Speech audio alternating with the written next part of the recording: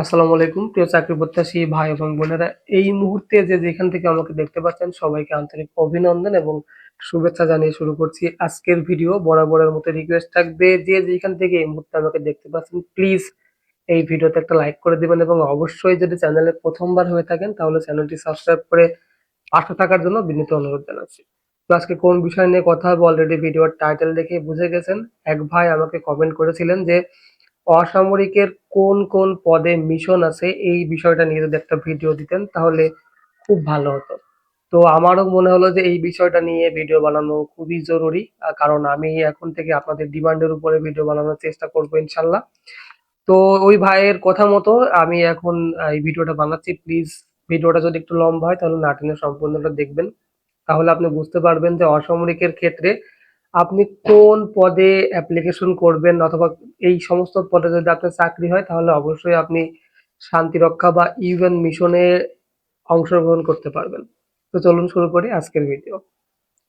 প্রথমেই অসামরিকের ক্ষেত্রে যে বিষয়গুলো আপনাকে খেয়াল রাখতে হবে সেই বিষয় হচ্ছে, অসামরিক বলতে যেটা বোঝায় আপনাকে কোনো রকম সামরিক প্রশিক্ষণ দেয়া হবে না, সামরিক পোশাক দেয়া হবে না, বাট আপনি বাংলাদেশ সেনাবাহিনীর একজন সদস্য হিসেবে থাকবেন। সেটা হচ্ছে অসামরিক সুখ।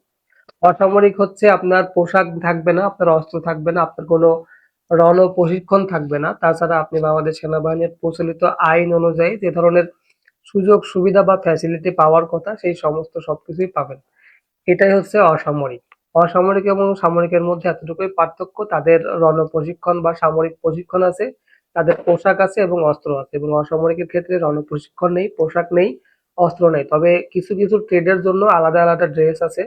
অসামরিক ব্যক্তিবর্গদের জন্য আলাদা আলাদা পোশাকের ব্যবস্থা আছে, সেটা ট্রেড অনুযায়ী। তো যাই হোক, আজকের বিষয় ওটা না। আজকে যে বিষয় নিয়ে গল্প আলাপ আলোচনা করবো সেটা হচ্ছে অসামরিকের ক্ষেত্রে কোন ট্রেড গুলো আসলে ইউএন মিশনে যায় বা কোন ট্রেডের মিশন আছে। তো প্রথমেই যেই ট্রেডের কথা বলবো সেটা হচ্ছে ধুপি বা ওয়াশারম্যান।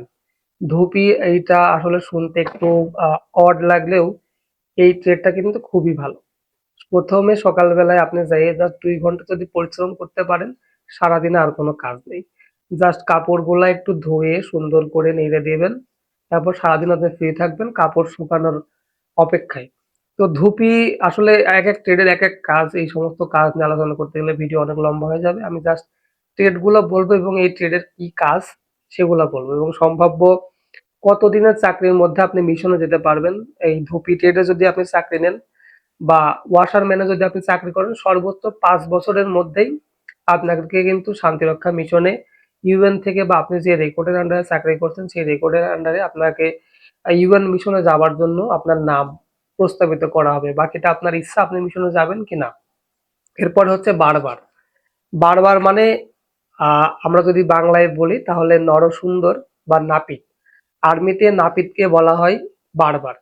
এই বারবার ট্রেডে যারা চাকরি করেন তারা সত্যি খুব ভাগ্যবান একজন মানুষ বলে আমার কাছে মনে হয়, কারণ আমি যাদেরকে এই বারবারের চাকরি করতে দেখেছি তাদের চাকরির 2 বছরের মাথায় কিন্তু তারা ইউএন মিশন বা শান্তিরক্ষা মিশন তাদের নাম আসে, এবং অনেকেই কিন্তু এই 2 বছর 1.5 বছর চাকরি করেও মিশনে যায়। আমার দেখা একজন আমি দেখেছি তার চাকরি মাত্র 16 মাস ছিল, সেই সময় কিন্তু উনি এই শান্তিরক্ষা মিশনে অংশগ্রহণ করেছিলেন 2021 বা 22 সালে এরকম। তো ধুপি বারবার বারবার মানে নাপিত বলেই দিলাম। নাপিত বা বারবার ট্রেডে যদি আপনি চাকরি নিতে পারেন তাহলে অবশ্যই আপনি ইউএন মিশন যেতে পারবেন। এরপর 3 নম্বর হচ্ছে ম্যাস ওয়েটার। মেস ওয়েটারের চাকরি যারা করেন তারা 100% মিশন পান, কারণ বিদেশি শান্তিরক্ষা যে মিশন গুলো আছে সেইখানে যেহেতু অফিসাররা যান এবং অফিসারদের আপ্যায়নের জন্য অবশ্যই একজন ম্যাস ওয়েটারের খুব খুব প্রয়োজন। এজন্যই যতদিন পর্যন্ত অফিসারদের মিশন বন্ধ হবে না ততদিন পর্যন্ত মেস ওয়েটারের কোনো মিশন বন্ধ হবে না। শুধুমাত্র এই ধুপি বারবার ম্যাস ওয়েটার এই 3টা ট্রেড কখনোই মিশন বন্ধ হওয়ার কোনো চান্সই নেই। যদি সেই মিশনে অফিসার যে থাকে তাহলে অবশ্যই ধুপি বারবার এবং ম্যাচ ওয়েটার যাবে 100%। এরপরে যেই ট্রেডের কথা বলবো সেটা হচ্ছে সহকারী বাবুর্চি বা মশালচি যেটা আমরা বলি।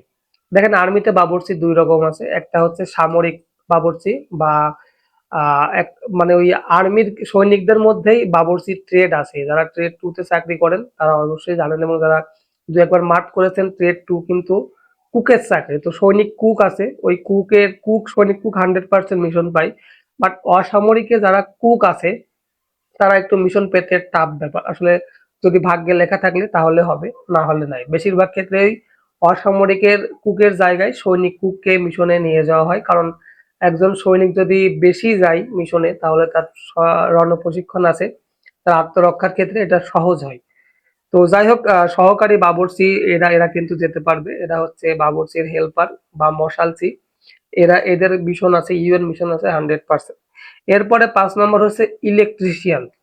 ইলেকট্রিশিয়ান বলতে আমরা বুঝি কারেন্টের কাজ যে সমস্ত করে, বা এলাকায় দেখবেন যে যারা কারেন্টের মিস্ত্রি যারা, তাদের কিন্তু প্রচুর ডিমান্ড। বাংলাদেশ সেনাবাহিনীতেও ইলেকট্রিশিয়ানের প্রচুর প্রচুর পরিমাণ ডিমান্ড, এবং ইউএন মিশনে যে কোনো বৈদ্যুতিক সমস্যার সমাধানের জন্য এই ইলেকট্রিশিয়ানদের মিশনে নিয়ে যাওয়া হয়। এরপর 6 নাম্বার হচ্ছে প্লাম্বার। প্লাম্বার মানে কি অনেকেই হয়তো বা জানেন না, আমি একটু ছোট করে বলতে চাচ্ছি। প্লাম্বার হচ্ছে পাইপ মিস্ত্রি।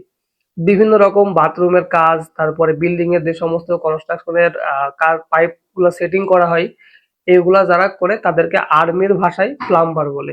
এবং এই প্লাম্বারদের কিন্তু 100% মিশন আছে। এরপরে হচ্ছে মেস কুক। ওই যে বললাম সৈনিক কুক যাই, এইখানে যদি আপনার ট্রেড যদি অরিজিনাল মেস কুক হয়, অফিসাররা ইউনিটে যে মেসে খাবার খায় সেই মেসকে বলা হয় ফিল্ড মেস। এই ফিল্ড মেসের যদি অরিজিনালি মেস কুক যদি আপনার ট্রেড হয়ে থাকে, তাহলে আপনি 100% এইখানে মিশনে যেতে পারবেন। এরপরে 8 নাম্বার হচ্ছে টেইলর।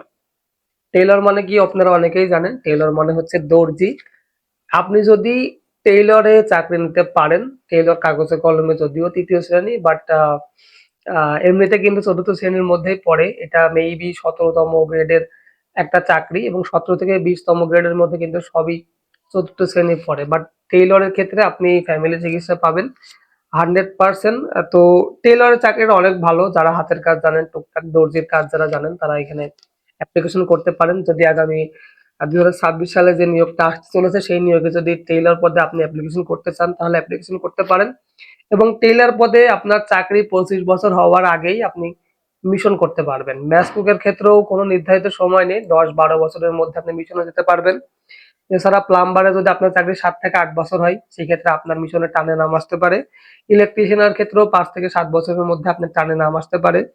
সহকারী বাবুর্চির ক্ষেত্রেও আপনার 12 থেকে 15 বছরের মধ্যে যদি আপনি চাকরি করতে পারেন, সেই ক্ষেত্রে আপনার নাম আসতে পারে। এখন আপনারা অনেকেই বলতে পারেন যে এত দেরি কেন লাগবে। দেখেন, আর্মিতে কিছু সংখ্যক ট্রেড ব্যতীত এই সমস্ত ট্রেডের অভাব নেই। যেমন ধুপি, একটা ইউনিটে ধুপি সর্বোচ্চ 2 জন থাকে। একটা ইউনিটে বারবার থাকে 1 জন। একটা ইউনিটে ম্যাচ অর্ডার থাকে সর্বোচ্চ 2 জন থেকে 3 জন। এবং সহকারে বাবুর্চি থাকে 1 জন। এবং ম্যাচ কুক, এমনি কুক, এ কুক আসলে অনেক থাকে। তো এই সমস্ত ট্রেডের ভিতরে আসলে ওই সিনিয়রিটির নাম আসতে একটু লেট হতে পারে। তাছাড়া আপনি যদি ম্যাচ অর্ডারে চাকরি করেন, এইখানেও বাংলাদেশে কিন্তু ম্যাচ অর্ডারের অভাব নাই। আপনার টানে নাম আসতে আসতে আপনার চাকরি মিনিমাম 10 থেকে 12 বছর করা লাগতে পারে।